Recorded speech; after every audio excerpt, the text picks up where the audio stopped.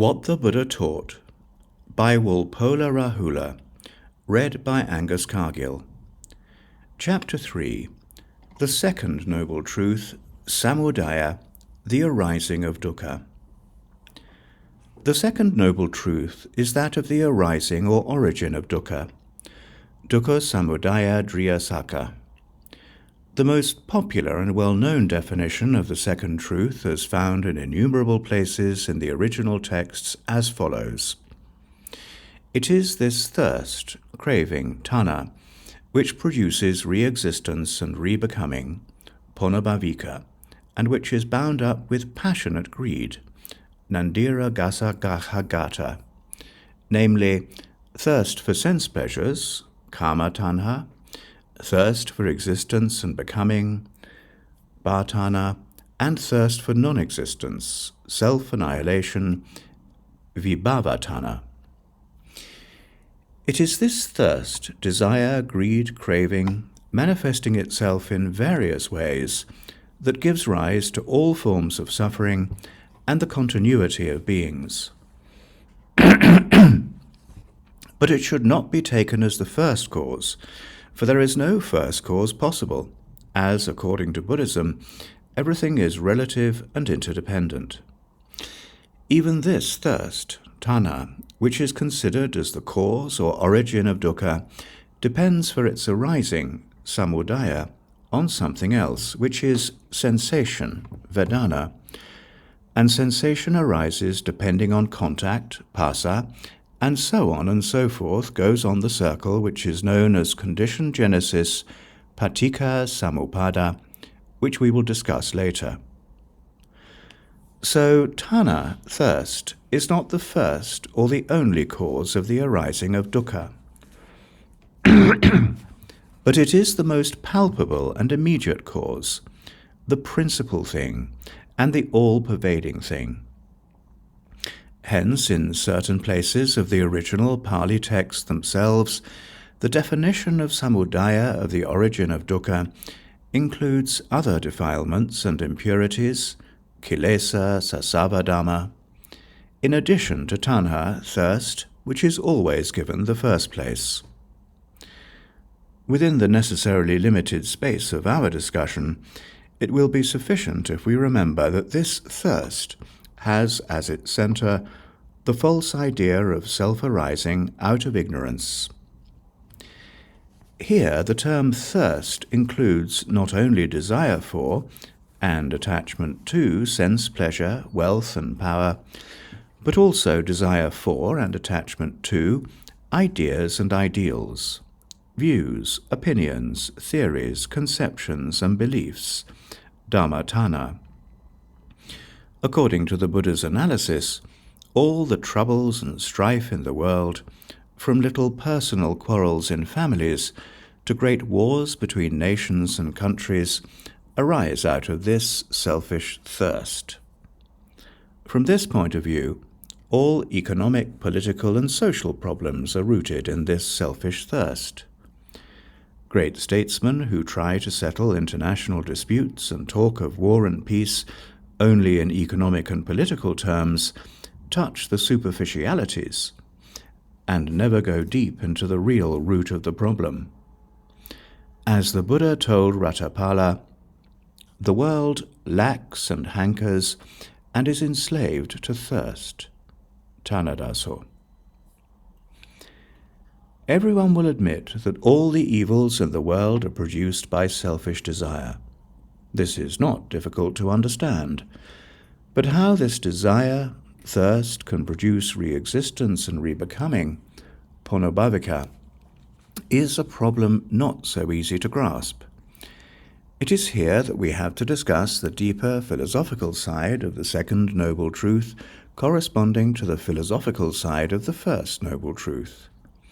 Here we must have some idea about the theory of karma and rebirth.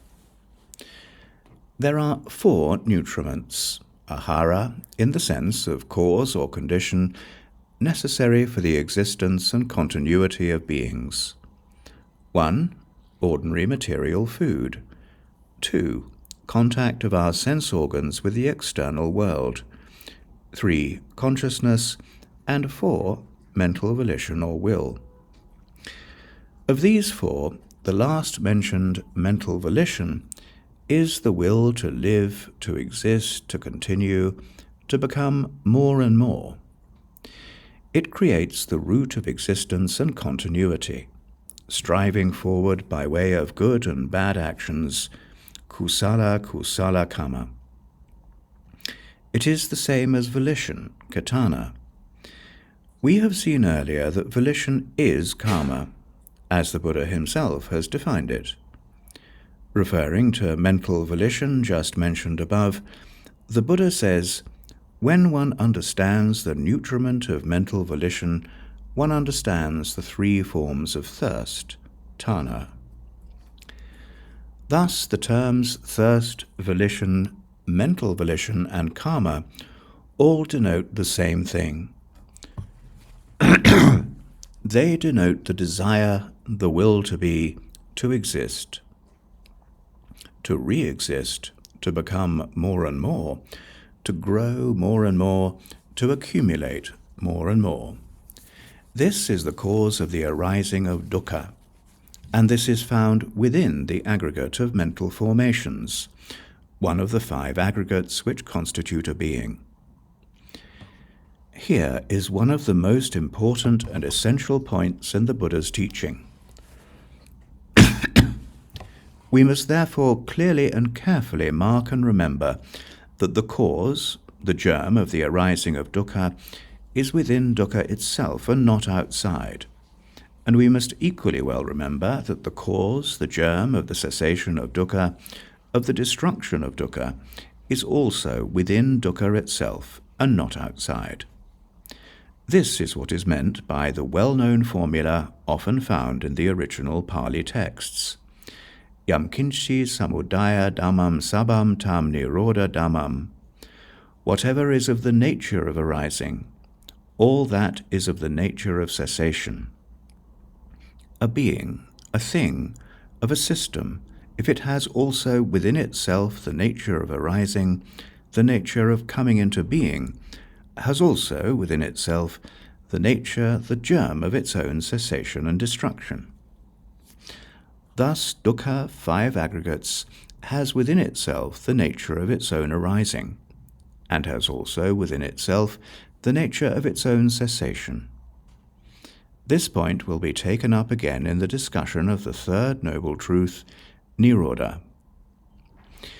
Now, the Pali word kama, or the Sanskrit word karma, from the root kar, to do, literally means action, doing. But in the Buddhist theory of karma, it has a specific meaning.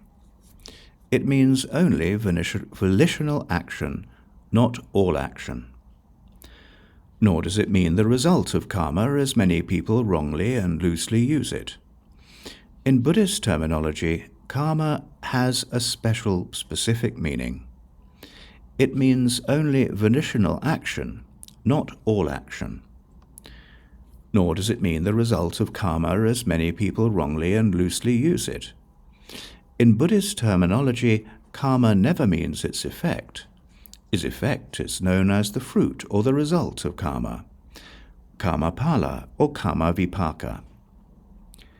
Volition may relatively be good or bad, just as a desire may relatively be good or bad, so karma may be good or bad relatively. Good karma, kusala, produces good effects, and bad karma, akusala, produces bad effects. Thirst, volition, karma, whether good or bad, has one force as its effect, force to continue in a good or bad direction. Whether good or bad, it is relative, and within the cycle of continuity, samsara. An arahant, though he acts, does not accumulate karma, because he is free from the thirst for continuity and becoming free from all other defilement and impurities, kilesa sasavadama. For him, there is no rebirth. The theory of karma should not be confused with so-called moral justice or reward and punishment. The idea of moral justice, or reward and punishment, arises out of the conception of a supreme being, a God, who sits in judgment, who is a lawgiver, and who decides what is right and wrong. The term justice is ambiguous and dangerous, and in its name more harm than good is done to humanity. The theory of karma is the theory of cause and effect, of action and reaction. It is a natural law which has nothing to do with the idea of justice or reward and punishment. Every volitional action produces its effects or results. If a good action produces good effects, and a bad action bad effects, it is not justice or reward or punishment meted out by anybody or any power sitting in judgment on your action, but this is in virtue of its own nature, its own law. This is not difficult to understand, but what is difficult is that, according to the karma theory, the effects of a volitional action may continue to manifest themselves even in a life after death. Here we have to explain what death is, according to Buddhism. We have seen earlier that a being is nothing but a combination of physical and mental forces or energies. What we call death is the total non-functioning of the physical body. Do all these forces and energies stop altogether with the non-functioning of the body? Buddhism says no. Will, volition, desire, thirst to exist, to continue, to become more and more, is a tremendous force that moves whole world lives, whole existences, that even moves the whole world. According to Buddhism, this force does not stop with the non-functioning of the body, which is death, but it continues manifesting itself in another form, producing re-existence which is called rebirth. Now, another question arises. If there is no permanent, unchanging entity or substance like self or soul, Atman, what is it that can re-exist or be reborn after death? Before we go on life after death, let's consider what this life is and how it continues now. What we call life, as we have so often repeated, is the combination of the five aggregates, a combination of physical and mental energies. These are constantly changing. They do not remain the same for 2 consecutive moments. Every moment they are born and they die. When the aggregates arise, decay, and die, O bhikkhu, every moment you are born, decay, and die. Thus, even now, during this lifetime, every moment we are born and die, but we continue.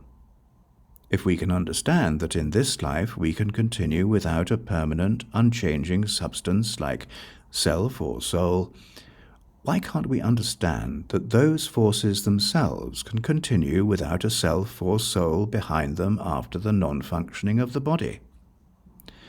When this physical body is no more capable of functioning, energies do not die with it, but continue to take some other shape or form, which we call another life. In a child, all the physical, mental, and intellectual faculties are tender and weak, but they have within them the potentiality of producing a full-grown man. Physical and mental energies which constitute the so-called being have within themselves the power to take a new form, grow gradually, and gather force to the full. As there is no permanent, unchanging substance, nothing passes from one moment to the next. So, quite obviously, nothing permanent or unchanging can pass or transmigrate from one life to the next. It is a series that continues unbroken, but changes every moment. The series is, really speaking, nothing but movement. It is like a flame that burns through the night. It is not the same flame, nor is it another. A child grows up to be a man of 60, Certainly the man of 60 is not the same as the child of 60 years ago, nor is he another person. Similarly, a man dies here and reborn elsewhere is neither the same person nor another. It is the continuity of the same series. The difference between death and birth is only a thought moment. The last thought moment of this life conditions the first thought moment in the so-called next life, which in fact is the continuity of the same series. During the life itself, too, one thought moment conditions the next thought moment. So, from the Buddhist point of view, the question of life after death is not a great mystery, and a Buddhist is never worried about this problem. As long as there is this thirst to be and to become, the cycle of continuity, samsara, goes on. It can stop only when its driving force, this thirst, is cut off through wisdom which sees reality, truth, nirvana. Chapter 4. The third noble truth, nirodha, the cessation of dukkha. The third noble truth is that there is emancipation, liberation, freedom from the continuity of dukkha. This is called the noble truth of cessation of dukkha, which is nibbana, more popularly known in its Sanskrit form of nirvana. To eliminate dukkha completely, one has to eliminate the main root of dukkha, which is thirst. As we saw earlier, therefore nirvana is known also by the term tanha kakaya, extinction of thirst. Now you will ask, but what is nirvana? Volumes have been written in reply to this quite natural and simple question. They have more and more only confused the issue rather than clarified it. The only reasonable reply to give to the question is that it can never be answered completely and satisfactorily in words, because human language is too poor to express the real nature of the absolute truth or ultimate reality, which is nirvana. Language is created and used by masses of human beings to express things and ideas experienced by their sense organs and their mind. A supramundane experience like that of the absolute truth is not of such a category. Therefore, there cannot be words to express that experience, just as the fish had no words in his vocabulary to express the nature of solid land. The tortoise told to his friend, the fish, that he, the tortoise, just returned to the lake after a walk on the land. Of course, the fish said, you mean swimming. The tortoise tried to explain that one couldn't swim on the land, that it was solid, and that one walked on it. But the fish insisted that there could be nothing like it, that it must be liquid like his lake, with waves, and that one must be able to dive and swim there.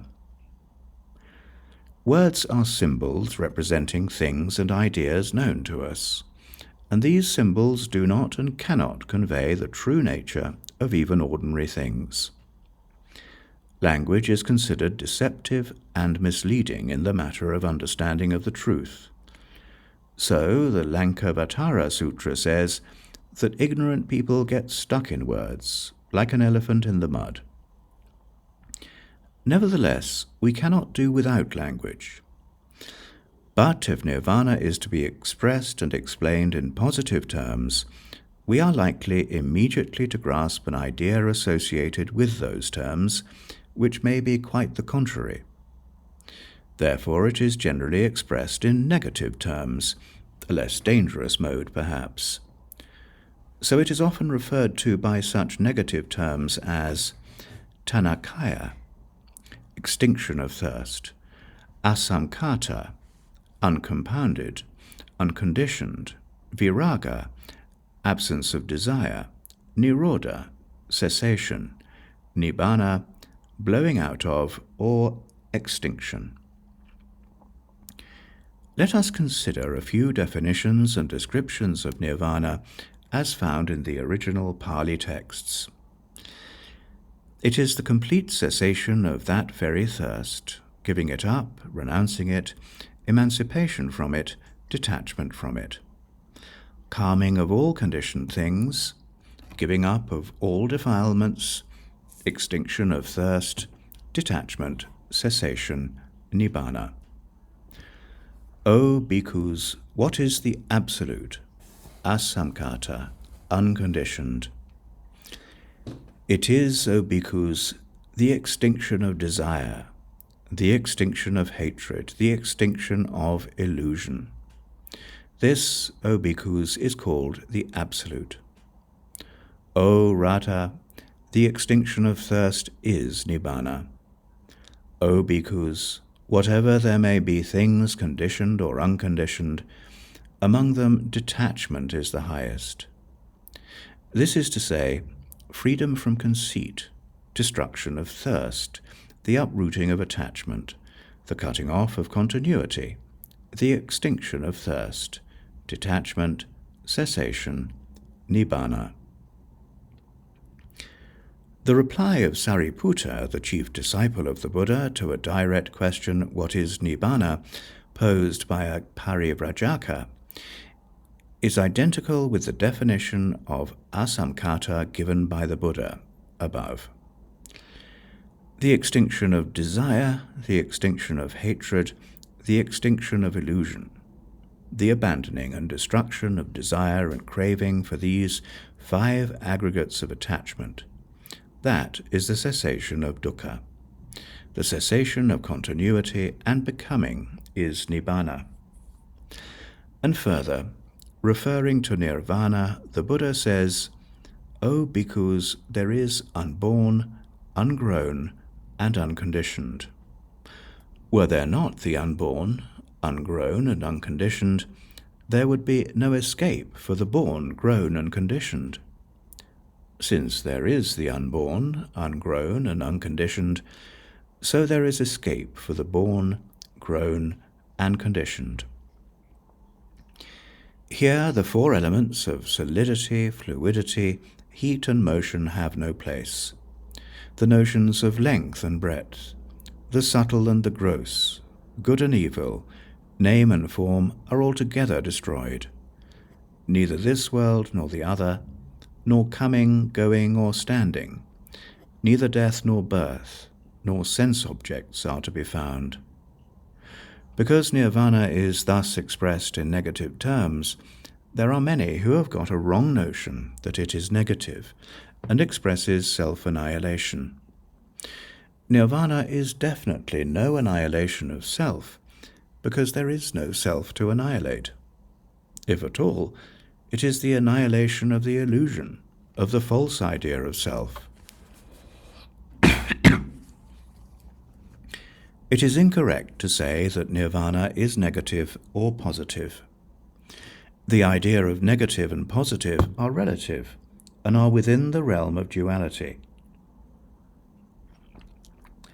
These terms cannot be applied to nirvana, absolute truth, which is beyond duality and relativity. A negative word need not necessarily indicate a negative state. The Pali or Sanskrit word for health is arogya, a negative term which literally means absence of illness. But arogya, health, does not represent a negative state. The word immortal, or its Sanskrit equivalent amrita or Pali amata, which also is a synonym for nirvana, is negative, but it does not denote a negative state. The negation of negative values is not negative. One of the well-known synonyms for nirvana is freedom. Pali muti, Sanskrit mukti. Nobody would say that freedom is negative, but even freedom has a negative side. Freedom is always a liberation from something which is obstructive, which is evil, which is negative. But freedom is not negative.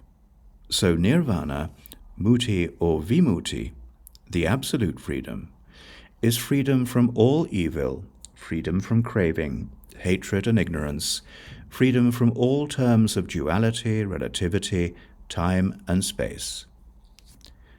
We may get some idea of nirvana as absolute truth from the Dhatu Vibhanga Sutta, number 140, of the Majjhima Nikaya.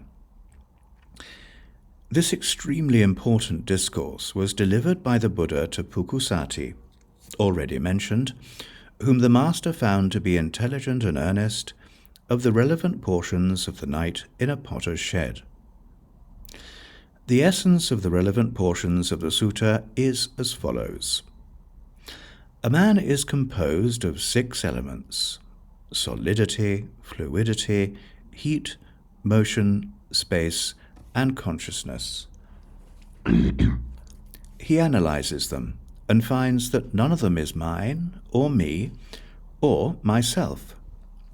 He understands how consciousness appears and disappears, how pleasant, unpleasant, and neutral sensations appear and disappear. Through this knowledge, his mind becomes detached. Then he finds within him a pure equanimity, upekkha, which he can direct towards the attainment of any high spiritual state, and he knows that thus this pure equanimity will last for a long period. But then he thinks, if I focus this purified and cleansed equanimity on the sphere of infinite space and develop a mind conforming thereto, that is a mental mental creation, samkhatan. If I focus this purified and cleansed equanimity on the sphere of infinite consciousness, on the sphere of nothingness, or on the sphere of neither perception nor non-perception, and develop a mind conforming thereto, that is a mental creation. Then he neither mentally creates nor wills continuity and becoming, bhava, or annihilation, vibhava. As he does not construct or does not cling to anything in the world, as he does not cling, he is not anxious. As he is not anxious, he is completely calmed within, fully blown out within pakatam yeva parinibbayati. And he knows, finished is birth, lived is pure life. What should be done is done. Nothing more is left to be done. Now, when he experiences a pleasant, unpleasant, or neutral sensation, he knows that it is impermanent, that it does not bind him, that it is not experienced with passion. Whatever may be the sensation, he experiences it without being bound to it. Visamyoto. He knows that all those sensations will be pacified with the dissolution of the body, just as the flame of a lamp goes out when oil and wick give out. Therefore, O bhikkhu, a person so endowed is endowed with the absolute wisdom, for the knowledge of the extinction of all dukkha is the absolute noble wisdom. This is deliverance founded on truth, is unshakable. O bhikkhu, that which is unreality, mosadhamma, is false. That which is reality, amosadhamma, nibbana, is truth, sakha. Therefore, O bhikkhu, that person so endowed is endowed with this absolute truth. For the absolute noble truth, paramam arya sakham, is nibbana, which is reality.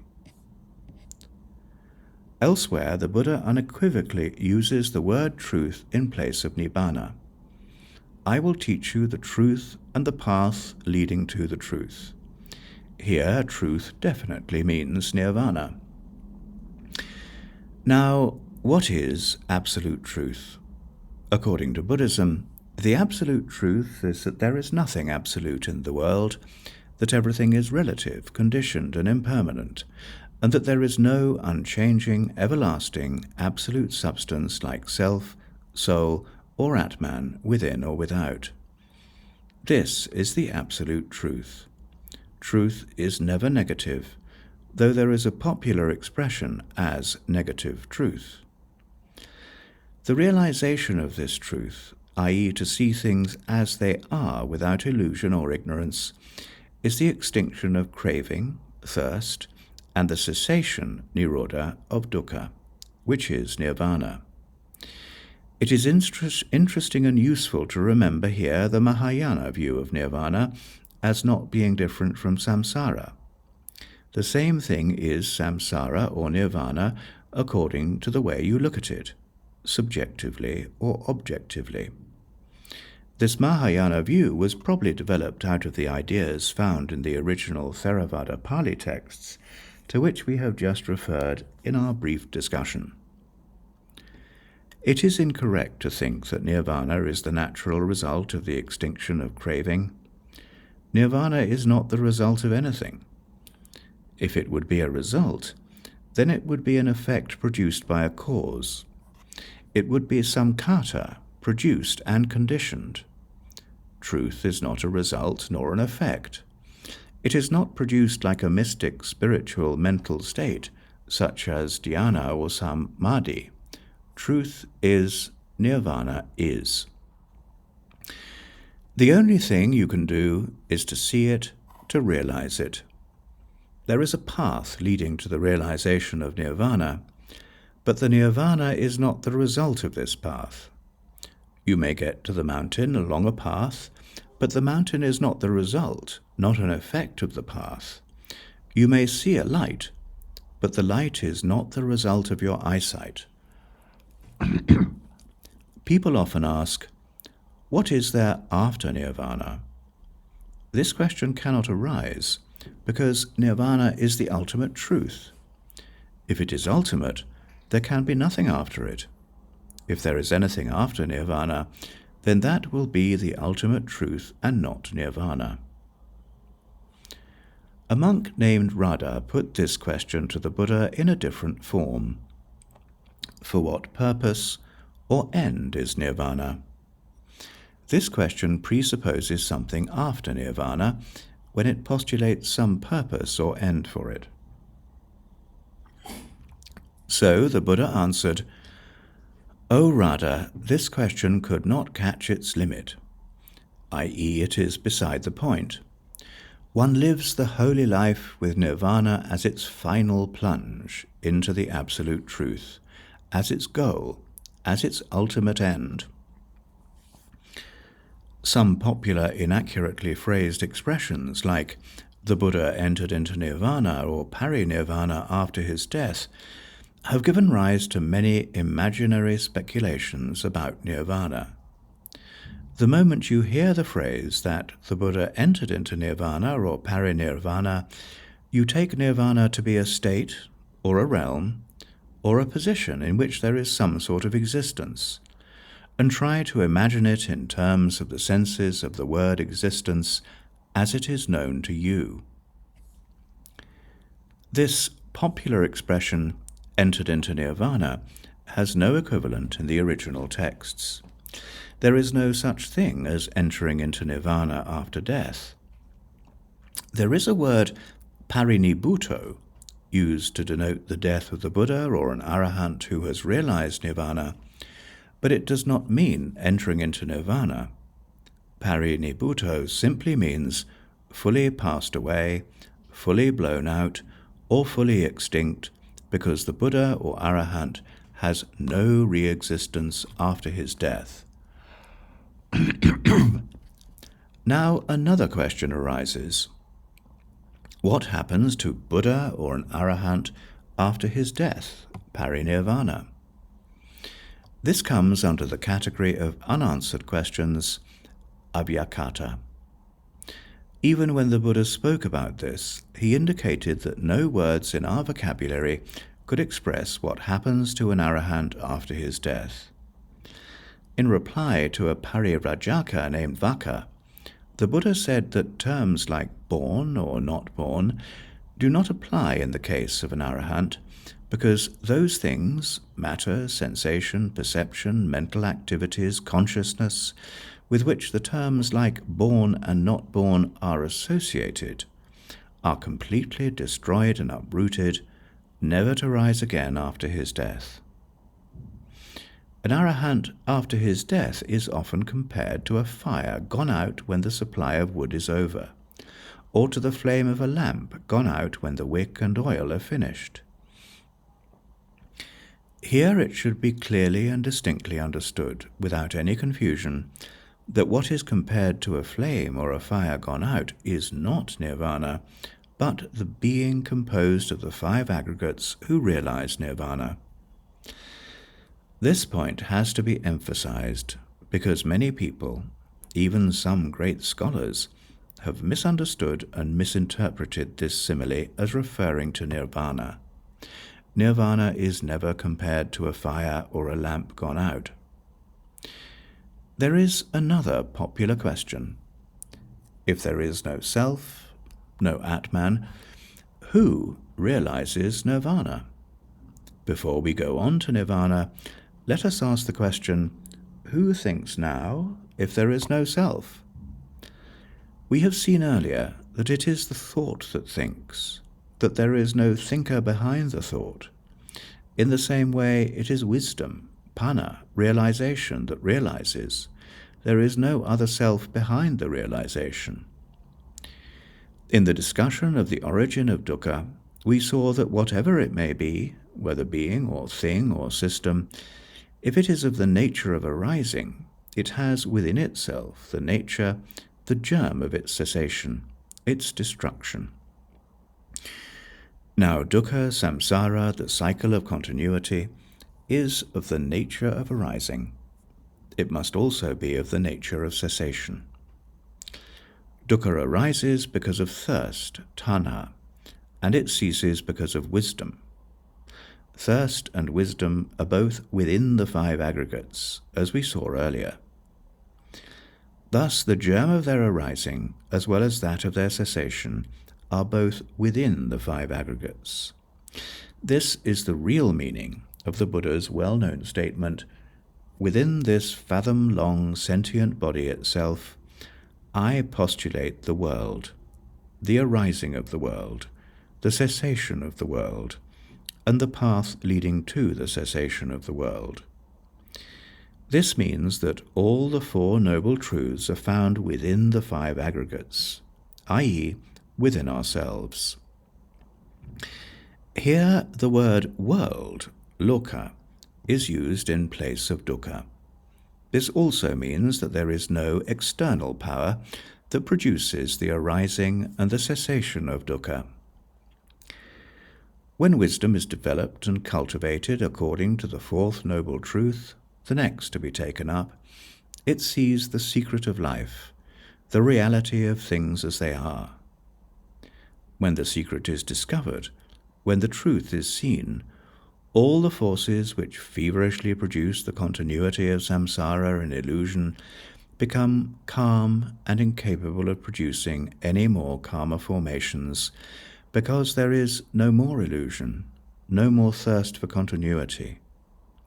It is like a mental disease which is cured when the cause or the secret of the malady is discovered and seen by the patient. In almost all religions, the summum bonum can be attained only after death. But nirvana can be realized in this very life. It is not necessary to wait until you die to attain it. He who has realized the truth, nirvana, is the happiest being in the world. He is free from all complexes and obsessions, the worries and troubles that torment others. His mental health is perfect. He does not repent the past, nor does he brood over the future. He lives fully in the present. Therefore, he appreciates and enjoys things in the purest sense, without self-projections. He is joyful, exultant, enjoying the pure life, his faculties pleased, free from anxiety, serene and peaceful. As he is free from selfish desire, hatred, ignorance, conceit, pride, and all such defilements, he is pure and gentle, full of universal love, compassion, kindness, sympathy, understanding, and tolerance. His service to others is of the purest, for he has no thought of self. He gains nothing, accumulates nothing, not even anything spiritual, because he is free from the illusion of self and the thirst for becoming. Nirvana is beyond all terms of duality and relativity. It is therefore beyond our conceptions of good and evil, right and wrong, existence and non-existence. Even the word happiness, sukha, which is used to describe nirvana, has an entirely different sense here. Sariputta once said, "O friend, nirvana is happiness. Nirvana is happiness." Then Udayi asked, "But, friend Sariputta, what happiness can it be if there is no sensation?" Sariputta's reply was highly philosophical and beyond ordinary comprehension. That there is no sensation itself is happiness. Nirvana is beyond logic and reasoning. However much we may engage, often as a vain intellectual pastime, in highly speculative discussions regarding nirvana or ultimate truth or reality, we shall never understand it that way. A child in the kindergarten should not quarrel about the theory of relativity. Instead, if he follows his studies patiently and diligently, one day he may understand it. Nirvana is to be realized by the wise within themselves. If we follow the path patiently and with diligence, train and purify ourselves earnestly, and attain the necessary spiritual development, we may one day realize it within ourselves, without taxing ourselves with puzzling and high-sounding words. Let us therefore now turn to the path which leads to the realization of nirvana. Chapter 5. The Fourth Noble Truth, Magga, the Path. The fourth noble truth is that of the way leading to the cessation of dukkha. This is known as the middle path, Majjhima Patipada, because it avoids two extremes. One extreme being the search for happiness through the pleasures of the senses, which is low, common, unprofitable, and the way of the ordinary people. The other being the search for happiness through self-mortification in different forms of asceticism, which is painful, unworthy, and unprofitable. Having himself first tried these two extremes and having found them to be useless, the Buddha discovered through personal experience the middle path, which gives vision and knowledge, which leads to calm, insight, enlightenment, nirvana. This middle path is generally referred to as the Noble Eightfold Path, Ariya Atangika Magga, because it is composed of 8 categories or divisions, namely 1. Right understanding, Samadhita; 2. Right thought, Sammasankappa; 3. Right speech, Sammavaka; 4. Right action, Sammakamanta; 5. Right livelihood, Samma-ajiva; 6. Right effort, Samma-vayama; 7. Right mindfulness, Samma-sati; 8. Right concentration, Samma-samadhi. Practically the whole teaching of the Buddha, to which he devoted himself during 45 years, deals in some way or other with this path. He explained it in different ways and in different words to different people, according to the stage of their development and their capacity to understand and follow him. But the essence of those many thousand discourses scattered in the Buddhist scriptures is found in the Noble Eightfold Path. It should not be thought that the 8 categories or divisions of the path should be followed and practiced one after the other in the numerical order as given in the usual list above. But they are to be developed more or less simultaneously, as far as possible according to the capacity of each individual. They are all linked together, and each helps the cultivation of the others. These 8 factors aim at promoting and perfecting the 3 essentials of Buddhist training and discipline, namely, A. Ethical conduct, sila, B. Mental discipline, samadhi, and C. Wisdom, panna. It will therefore be more helpful for a coherent and better understanding of the 8 divisions of the path if we group them and explain them according to these 3 heads.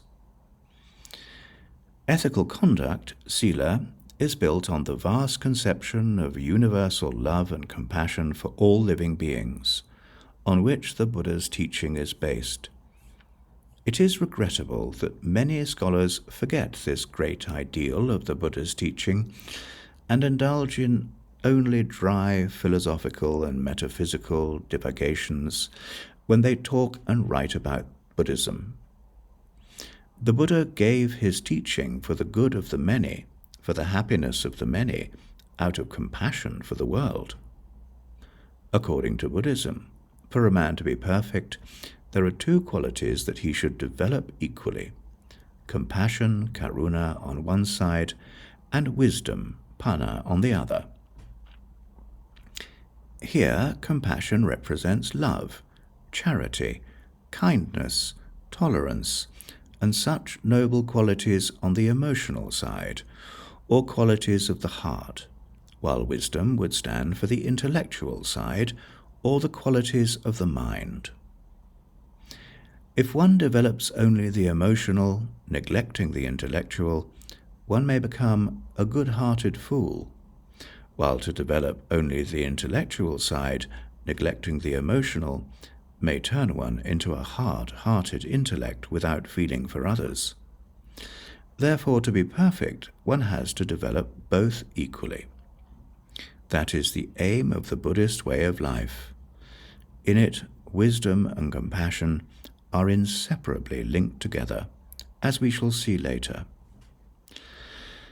Now, in ethical conduct, sila, based on love and compassion, are included 3 factors of the Noble Eightfold Path, namely right speech, right action, and right livelihood. Numbers 3, 4, and 5 in the list. Right speech means abstention, 1, from telling lies, 2, from backbiting and slander and talk that may bring about hatred, enmity, disunity and disharmony among individuals or groups of people, 3, from harsh, rude, impolite, malicious and abusive language, and 4, from idle, useless and foolish babble and gossip. When one abstains from these forms of wrong and harmful speech, one naturally has to speak the truth, has to use words that are friendly and benevolent, pleasant and gentle, meaningful and useful. One should not speak carelessly. Speech should be at the right time and place. If one cannot say something useful, one should keep noble silence. Right action aims at promoting moral, honorable, and peaceful conduct. It admonishes us that we should abstain from destroying life, from stealing, from dishonest dealings, from illegitimate sexual intercourse, and that we should also help others to lead a peaceful and honorable life in the right way. Right livelihood means that one should abstain from making one's living through a profession that brings harm to others, such as trading in arms and lethal weapons, intoxicating drinks, poisons, killing animals, cheating, etc., and should live by a profession which is honorable, blameless, and innocent of harm to others. One can clearly see here that Buddhism is strongly opposed to any kind of war, when it lays down that trade in arms and lethal weapons is an evil and unjust means of livelihood.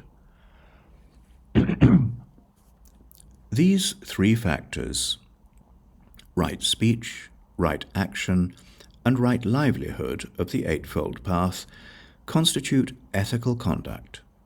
It should be realized that the Buddhist ethical and moral conduct aims at promoting a happy and harmonious life, both for the individual and for society.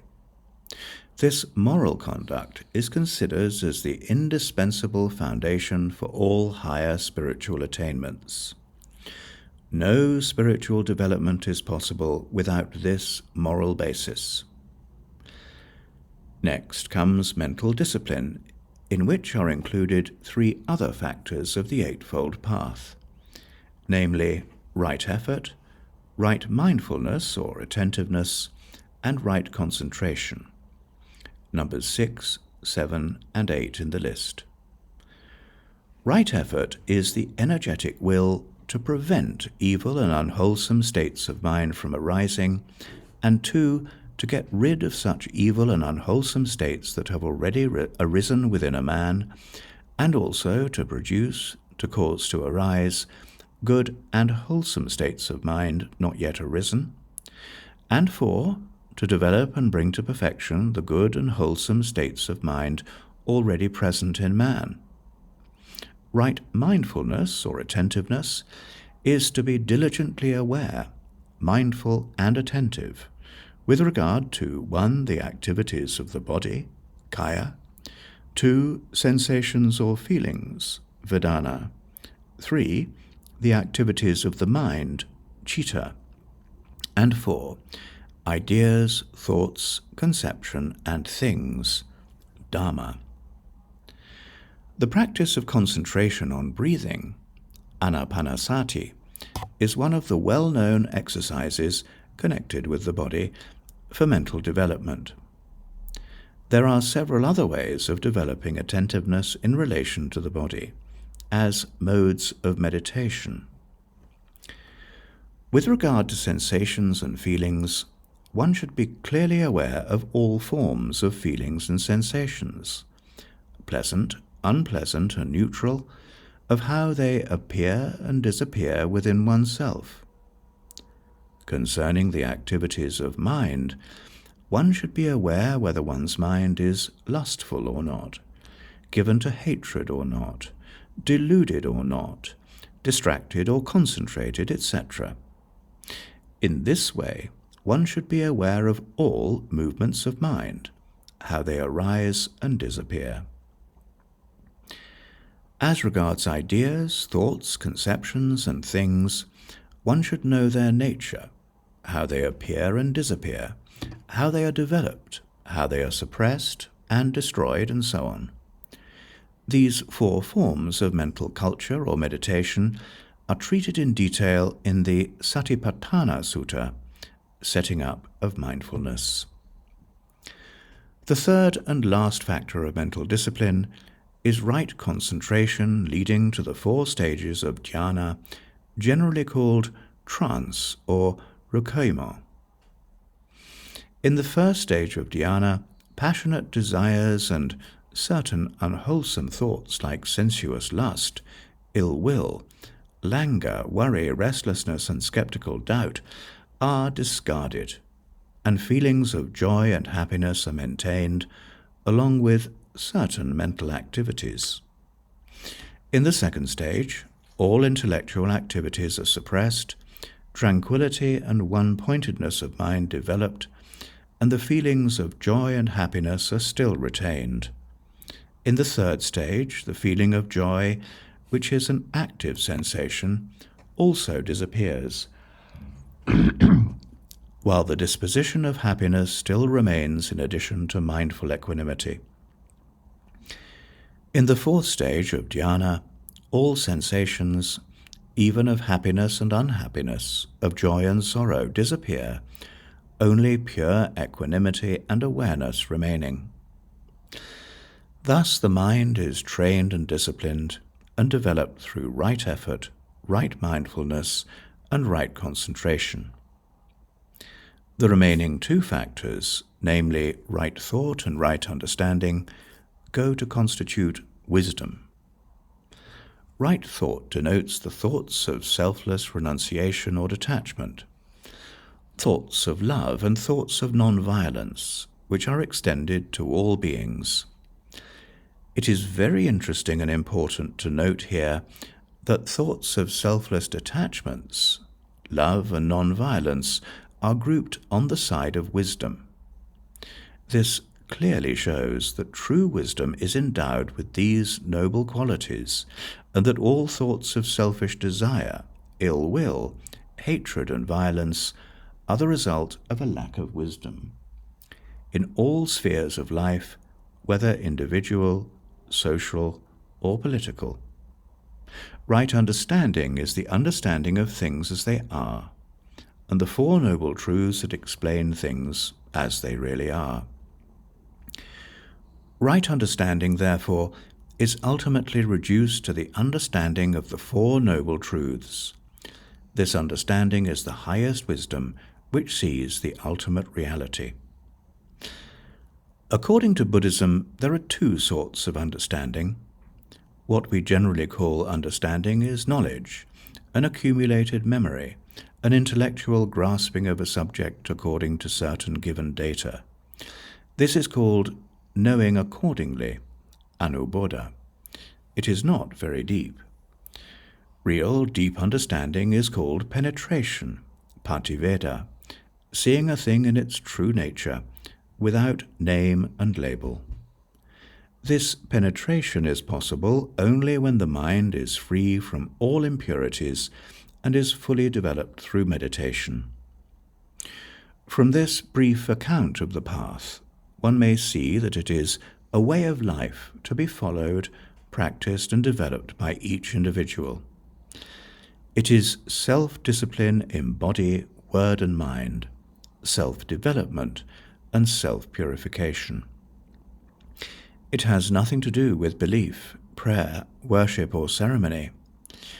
In that sense, it has nothing which may popularly be called religious. It is a path leading to the realization of ultimate reality, to complete freedom, happiness, and peace through moral, spiritual, and intellectual perfection.